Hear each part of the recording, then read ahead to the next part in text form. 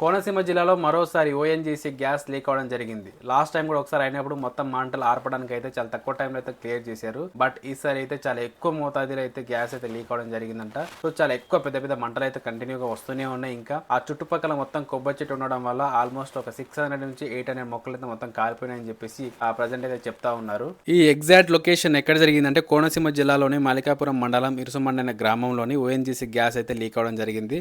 ప్రస్తుతానికి మీరు దృశ్యాలు చూసుకుంటే ఒకసారి మంటలు అయితే ఏ విధంగా ఎగిసిపడుతున్నాయని చూడొచ్చు. అంబేద్కర్ జిల్లాలోని కోనసీమ జిల్లా మాలికాపురం మండలం ఇరుసుమండ గ్రామంలో ఉత్పత్తిలో ఉన్న బావి ఆగిపోవడంతో వర్క్ కవర్ రింగ్ తో పనులు చేస్తుండగా ఒక్కసారిగా భారీ ఎత్తున ఎగబడిన రోడ్ తో కూడిన గ్యాస్ లీక్ అయింది. దాంతో ఏంటంటే గ్రామంలోకి చొచ్చుకొస్తుంది అనమాట. సో ఏంటంటే మొత్తం మనకు మార్నింగ్ టైం మంచు ఎలా అయితే ఉంటుందో ఆ విధంగా అయితే మంచు మాదిరిగా అయితే మొత్తం స్ప్రెడ్ అవుతుంది. సో దయచేసి చుట్టుపక్కల ఉన్న ఊర్లో వాళ్ళు కానీ వాళ్ళందరూ కూడా చాలా జాగ్రత్తగా ఉంటారని నేను అయితే కోరుకుంటున్నాను.